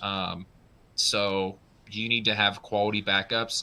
I really do think that the NFL is going to run into a serious offensive line issue, where I don't know if it's all of a sudden different the way colleges are teaching offensive line play. I don't know, because it seems like the Big 12 and the SEC seem to be the only conferences that can bring out offensive linemen in the NFL, and it's a problem because you have 5 guys on an offensive line, and it's crazy that the NFL just can't seem to have quality offensive linemen on most teams. It's like the MLB and pitchers, where there's a limited amount of pitchers that can be starter quality in the MLB, and they're talking about expanding and adding 2 more guys or 2 more teams. It's like there's not enough pitchers to fill out that sort of a roster. And I feel like that's similar to the NFL and the offensive line. There doesn't seem to be enough talent to go around to fill all of these rosters, to have 5 guys plus quality backups. Yeah. look at what Reset put. He said, "You guys got to see Bills fans right now And Bengals fans. and Bengals fans. They're still bitching. Yeah. Well, the Bills fans are upset because he's probably right. They're going to struggle getting to a Super Bowl, and I think a lot of it, really, I'm being honest. I think a lot of it has to do with McDermott. And I like Josh Allen. I think he's a great quarterback, but I think he takes way too many chances without the Turnovers talent. and fumbles are a problem. Correct. Huge. And I think his elbow is really going to affect him, and he's not getting surgery this year. And they're too Josh Allen centric. I said this all year. They absolutely are. That they have Stephon Diggs and who? They don't have a run game. Exactly. They don't have a second, like, even, good wide receiver. No. They don't have anybody. So, when your quarterback is trying to make those plays and the defense can just say, okay, I'm going to double Stephon Diggs. I'm going to have a really good linebacker or a decent linebacker quarterback spy on you to keep you from running for a cheap first down. And what are you going to do about it? And the Bills have no response to that. They can't. Like, you know what they are? They are the Chiefs from 2020. They became predictable. I mean, when you become predictable, you got to change it up. If you don't know how to change it with up, less weapons. With less weapons. So if you don't have the coaching staff to be able to make those changes, and then also, or to make the changes to not be predictable, and to be able to cultivate it, you can't.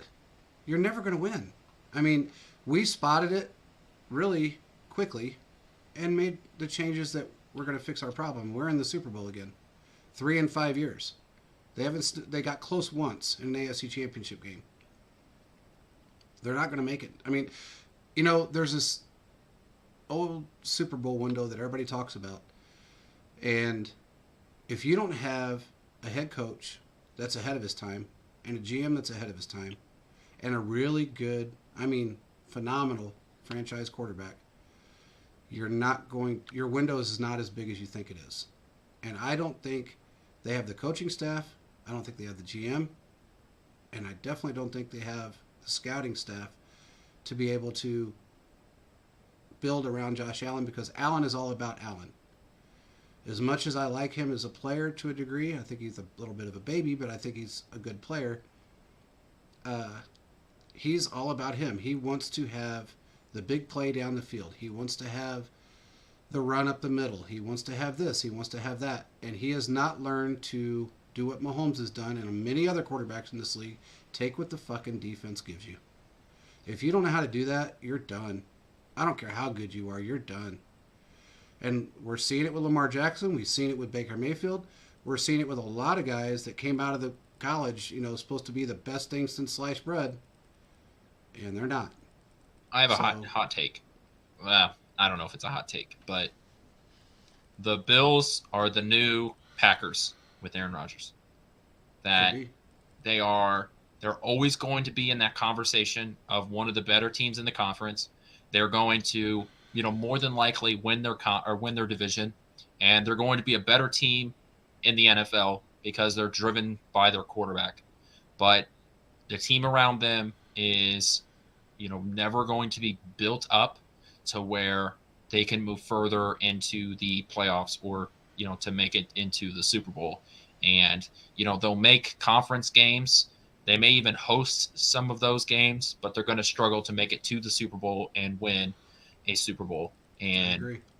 While, Aaron Rodgers won a Super Bowl early in his career, I think it's like 12 years now since Aaron Rodgers won his last Super Bowl. But I think so too. I don't know. How do you feel about that? I agree. I see that. I see the Bills of old that, I don't know. Jim Kelly? They went to 4 straight Super Bowls and never won. Oh, I know. So they're not. I don't think they're going to make 4 Super Bowls with Josh Allen, but I see the same style of Marv Levy style of mindset. I'm going to be honest with you. But on the 4th time, you knew it wasn't happening. Yeah. Right? Yeah. Like that 4th one, you knew. First one, you're like, we got this. We're going to win. You lose. Yeah. 2nd time, you're like, okay, fool me once. This is number 2. We're fine here. The 3rd one, you've convinced yourself 3rd time's the charm. The 4th one, you're beaten down. Okay? Life puts you in a bad spot. You have no hope. It is. That's when you need therapy afterwards. Yeah. So that's how I view that. you know, so, and I think, what, did you lose? They lost 2 of them to the Cowboys? I know they lost the last one to the I think Cowboys. 2 or 3. Oof, Because the that's a rough Cowboys one went to right there. 4, so you know, I don't know. All I know is that I don't see. I look, and I think if you look at the 3 quarterbacks that are talked about the most, I think Allen, Allen Burrow Mahomes. Allen Burrow Mahomes. I think Allen is third. I I think think, so, especially after the championship game. yeah, I think that Burrow beating Allen and just watching how different those two teams were, I think that there's Mahomes, who to me is completely separated from everybody else. he And then I is. think you have Burrow, who's in that next level. And I think Burrow might be in that next level by himself too. And then you've got Josh Allen. I really Yeah, do think that, because while Josh Allen's ability to run is great, and it adds a lot to the team, especially in the playoffs. I just It's hard for me to put him up with the same talent level as some of these other guys when, you know, you just don't see it anymore. And I know I literally just got done talking about how the Bills are too Josh Allen centric and they don't have anybody else around him besides Stephon Diggs. But the amount of dumb mistakes, and especially the fumbling issue that he has, I mean, if I'm going to rip a guy like Daniel Jones for fumbling the ball too much in the pocket and when he's running, then you bet your bottom dollar I'm going to talk about the same problem that Josh Allen has developed, especially when he started to develop these issues once his offensive coordinator left. yeah. And you know what's crazy too is that if you look at his numbers for this past season, he was solely responsible for 32 interception fumbles combined. Now, Now, lucky not for him, all he of the recovered a lot of those yeah, fumbles. that's what I'm saying. Not all of those were um, turnovers, but he was still responsible for 32 of them. And he That's a had so lot. many turnovers in the red zone. He threw Yeah, so many back corner interceptions, which yeah. is just it. It's He led the irresponsible. league with 9 red zone interceptions. He It's led the league. irresponsible It is. because you can always get a field goal. You can always get 3. Yeah. If it's not there, throw it out of bounds. Yep. You can't have red zone turnovers. So No, many of them. 9's a not at lot. all. Real quick, for everybody that's on here, we are starting a new giveaway. Um, we are going to do Focal Sports. Our partner is partnered up with us. We are going to do a pullover jersey of your choice. We're going to do a Chiefs, another Chiefs item, and we're also going to do a football that's signed. That football comes from us. The other 2 come from Focal Sports. We are going to put it up on Twitter as well, and everybody enter it because last time somebody won a cool bobble and they won a signed Nick Bolton rookie jersey. So make sure you join. It's well worth it. Foco puts out some awesome stuff. It's all licensed, so you can't complain about that, to get some licensed gear for free. So make sure it'll go up tomorrow morning. So make sure that you guys are on Twitter and you got your notifications on because you will see that. They are our sponsors on the show, and we appreciate everything they do.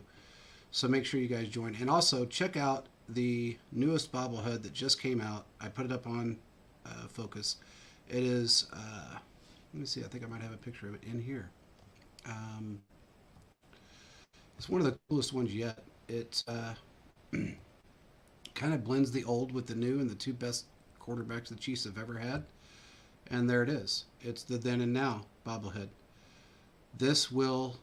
This has Lynn Dawson, of course, in the black and white, and of course the best Patrick Mahomes.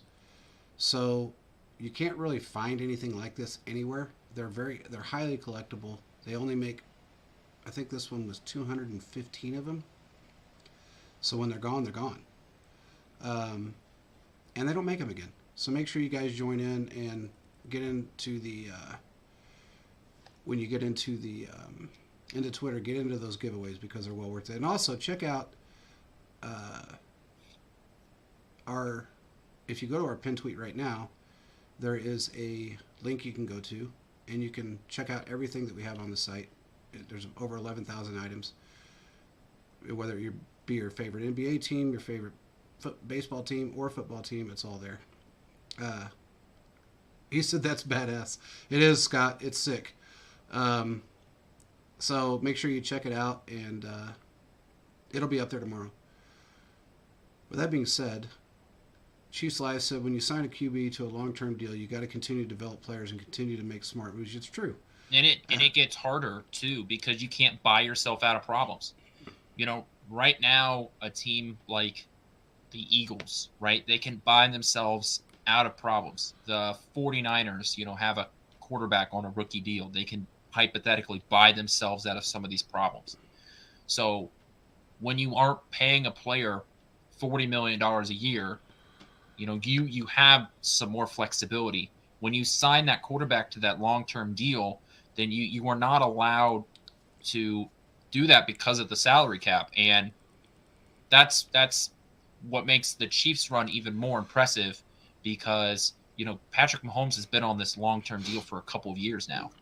So yeah. If you think about it, when this deal first came about and they were going to give him his contract, the deal that was the original deal was a 5-year deal. It was about half of what it is right now. Veach looked at it. Mahomes looked at it and said, wait, if we do it this way and you go on a 10-year deal, we give you a bonus structure contract that we know you're going to reach no matter what because you're the best, then we can not only bring in talent every year, but we can keep the talent that you have because we're not paying you out of the salary cap, or if we only have to pay you half of that out of the salary cap and the rest is structured in a bonus, then our cap is always going to be in a good position. Mahomes said, hell yeah, let's do it. Because he didn't want to go anywhere. He's built roots in Kansas City. He's not going anywhere. Hell, he owns part of 3 teams. He brought in Whataburger. He owns, he's a franchise owner of that. So he's not going anywhere. He's going to retire in Kansas City. I mean, the dude owns half the town. He does. And he's just going to continue to buy up the town. I mean, no matter how you look at it, he's going to end up with his hands in the cookie jar of about every sporting thing there is in Kansas City. Yeah, I mean, he owns part of, I know, the Royals and the KC Current. Maybe part of Sporting KC. Yes. But that's not the top of my head. Yeah, those are the 3 that he owns parts in, and he's also trying to bring in an NBA team. That would be fun. My dad and I find disagreements in the Sprint Center. I will not call it by its official name because it's stupid. The Sprint Center having a NBA team or a WNBA team, basically a permanent resident inside of the Sprint Center. But that's weird. We have one, and it does really well. Well, every weekend it's got, it's hosting event concerts, and Disney on Ice goes there. So the disagreement is that, why would you want a permanent resident when you're able to rotate everything you possibly want? Monster Truck Rally is in the Sprint Center. They do that somehow. They still do that? Yeah. Wow. So they can take out the lower seats and just dump a bunch of dirt in there. Now, I don't know how you don't need a respirator in there. Yeah, with it's rough. I went to one. But, I got invited to one, and I went for free.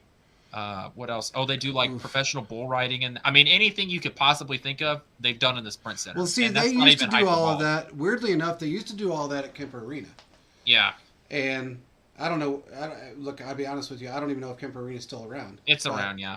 That's where they did all of the bull stuff and the monster truck. Now, look, I almost died, along with probably 10,000 other people with the damn fumes that were in that monster truck rally. I mean, man. The carbon monoxide was flowing strong at Kemper. That was at Kemper when I went to that one. I'll never go back to another one. I walked out of there, had a headache for 4 days. But some people enjoy it. I don't. And I love cars, but I don't love that. I don't know, man. I think it's a good idea. We have a WNBA team here that just won the championship this year. And weirdly enough, I don't know how it happened, but it's owned by Mark Davis.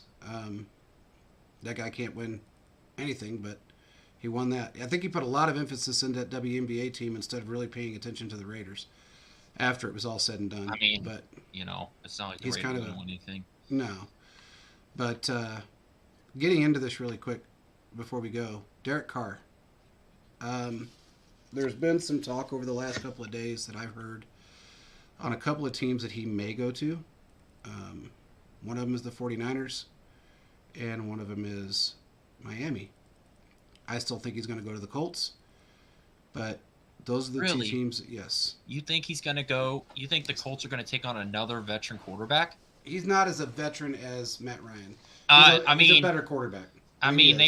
They've done this 3 times now. They've gone from Phillip Rivers to doesn't want to deal Carson Wentz to Matt Ryan. Do you think they're going to do that again? I think so. I think. Wow. Okay. He's 31 years old. He's still playing at a very high level. Okay. He's better than all 3 of the ones that that he did. That's true. In. I mean, I'm pretty. Phillip Rivers. As much as I don't like him, Phillip Rivers had a noodle arm by the time he got there. He did. I mean, Rivers was done. Look, Matt Ryan is a robot. The guy is like, let me throw the ball, and then, he's just so he was not weird. He's always been that way though. He's like an accountant that's playing football. It's just weird to watch him play football. He's a very weird guy. He's not. I think Matt Ryan is going to be one of the guys that, when his career's over, I think that people are going to forget how great he was in his peak. A lot like AJ Green, who has received a lot of hate on Twitter because he retired. And despite the fact that AJ Green, for about a 3-year time span, was one of the elite receivers of the NFL. Yeah. He won me a fantasy football league, for God's sakes. He was a good receiver. But, it is what it is. People retire. So, I don't know. But anyway, that's where I think he's going to go. Wow. First of all, my first thought here is I am not being traded if I'm him. If I'm Derek Carr. Let me tell you something really quick while you're saying that. Not to interrupt you, but the Raiders have found out that teams aren't offering him what they thought they were going to offer him. They assumed that he was going to bring in a first, at least 1 or 2 Delusional. Yeah. Delusional. And a third. And teams are laughing at them right now. Yeah. They're finding it very hard for a team to take on that contract. It's $40 million. Yeah. And it's probably going to end up being a situation to where he's not going to play there. He's made that very clear. And he's not yet come out with exactly... He's made clear that there was a huge... What they did to him, in his opinion, was really shitty. But he's not going to come out and say... He said one day he will tell the truth when he's no longer part of the team. About what really went on. Yeah. Hey, it is what it is. I don't know if he's just crying or if he's just... I don't know what it is.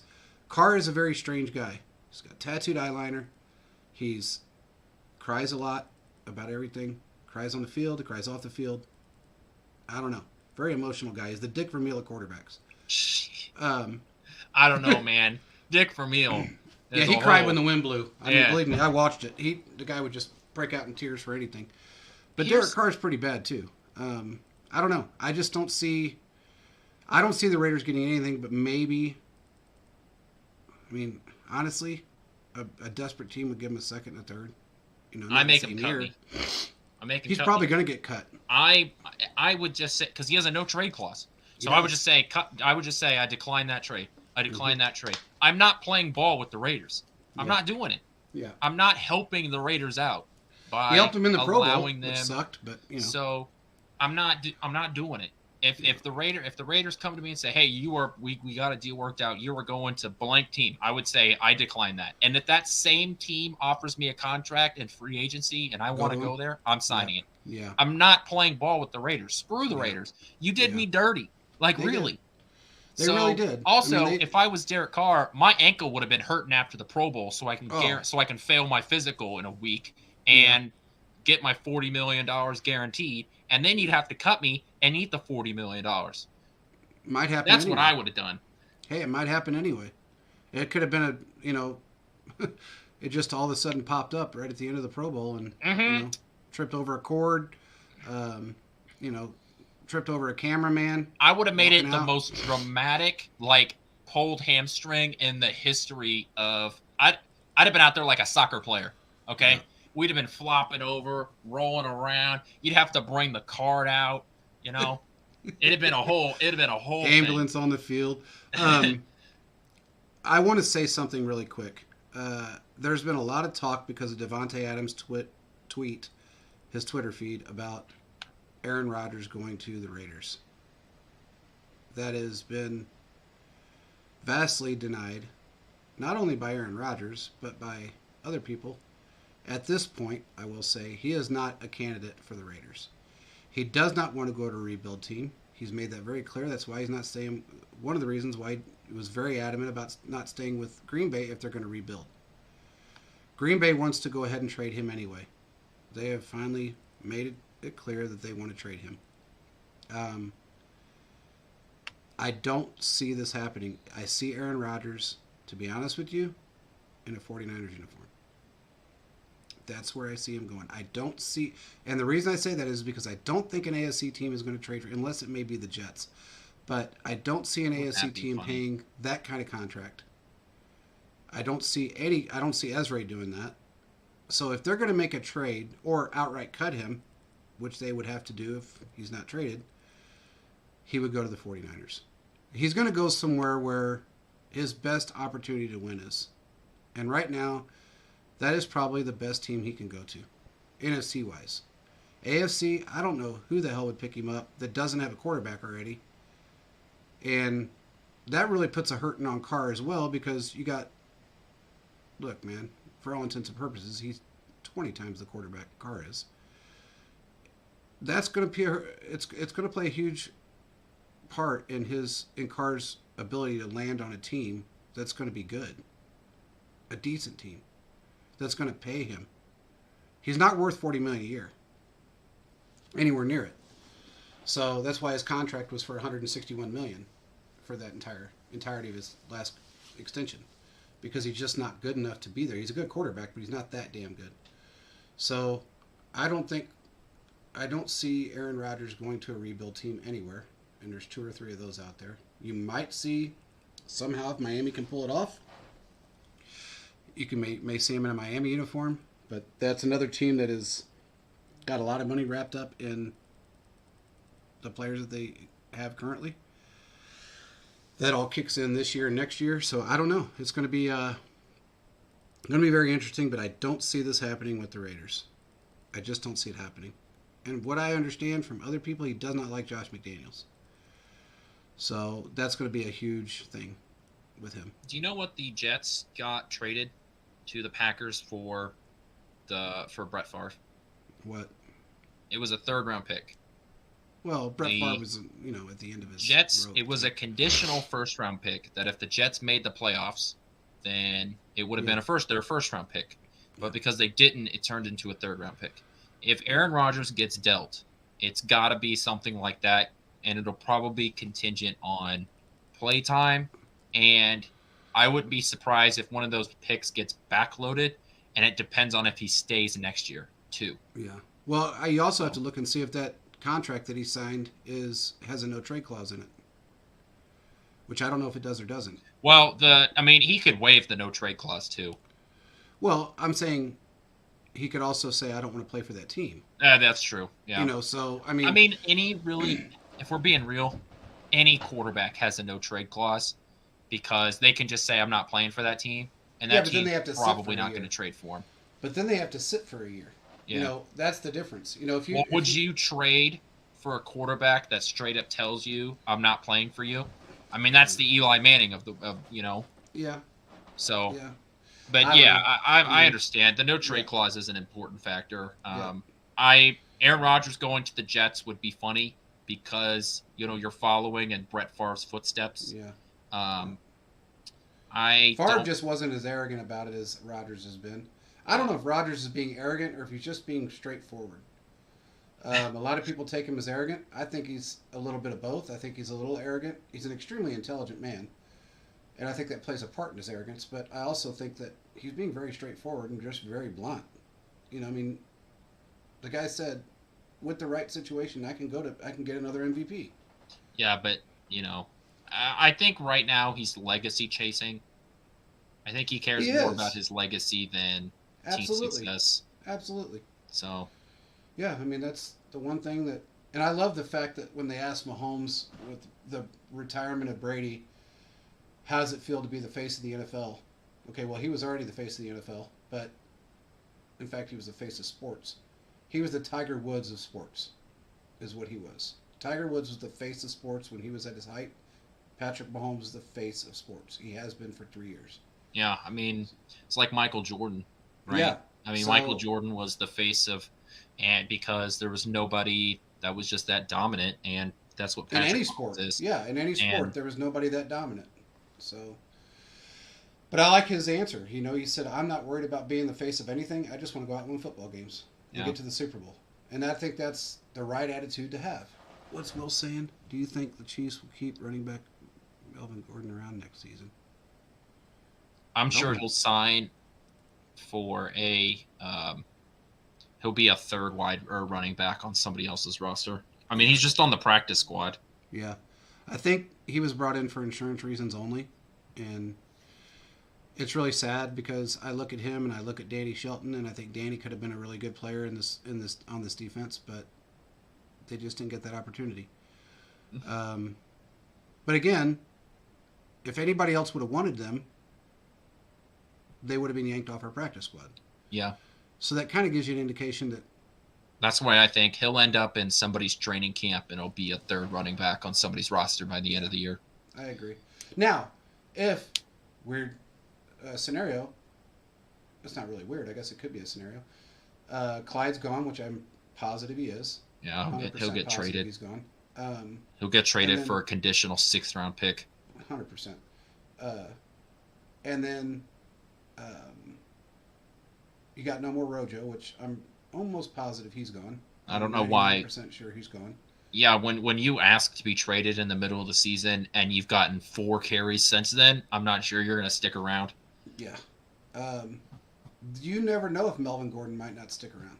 He may be that guy that you want to back up Pacheco and, that veteran you want to back up Pacheco and McKinnon. I don't know. Veach doesn't, with the exception of Kareem Hunt, I don't see the mistake that he made with Clyde. I don't think he values running backs as much as he did when he brought in Clyde. And look, I'm going to put some of this on Mahomes because Mahomes rallied for them to bring in Clyde. That was the one player that Mahomes said, "Yeah, bring him in. He's going to be phenomenal in this." It just didn't work out. So that was kind of a mix-up between Veach and Mahomes on that one. Veach would have never went after a running back in that round in any other scenario. So I don't know if I want Melvin Gordon around. I mean, he got fucking Lando Lakes for hands. He's got butter They hands. said he's gotten better. I think, look, man, I'm going to say this and I'll say it again. He did a lot of that shit on purpose. He wanted out. Simple as that, he wanted out. That was probably a lot. He never had that problem before. Not like that. So everybody that I've even kind of asked about that, they said, well, you're probably on the right direction. Because he wanted out of there badly. Could be a part of it.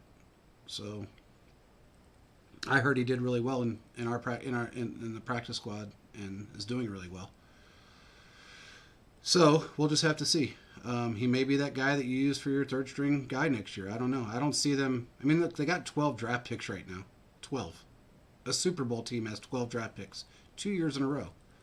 So it's very likely, or a scenario could be that they draft a running back. I don't know. But Clyde is gone. Rojo's gone. Chiefs are going to have to spend a lot of money in that defensive line. They just got to pay the guys. You're going to lose Derek Nottie. His contract's ending. I'm blanking on. You talked about Danny Shelton, but he's been on the practice squad. Basically everybody on that defensive line except for Chris Jones, Karlaftis, and Frank Clark are gone. I don't know, Dan. I don't think Dunlap's gone. I think they bring Dunlap back. No, I mean, well, let me rephrase that. Their contracts are over. Yeah. That's what I mean. Their contracts are done. So I don't know if they're not, I think the Chiefs will be able to bring back some of, these guys if they want to. We talked about the cap space maneuverability, but they're going to have to. Same with the wide receiver position. It's Sky Moore and I guess now Kadarius Toney. Well, and you also got MVS for another year. MVS, that's the other one. Yeah. So it'll be interesting. We'll see what happens. I think they're good. Depending on what happens with Juju's knee, if he's getting surgery in the offseason, I do know that. If that all goes clean, everything gets cleaned out the right way, which they should be able to clean it out without a problem. I think they re-sign him. Look, man, the guy had over 900 yards this season, or right at 900 yards, and he was injured. So I think he's going to do okay. As long as his knee comes back to normal, he'll be all right. And he learned the system really well, so can't really complain about that. But with that being said, I don't think we have anything else, do you? No, not for today. No.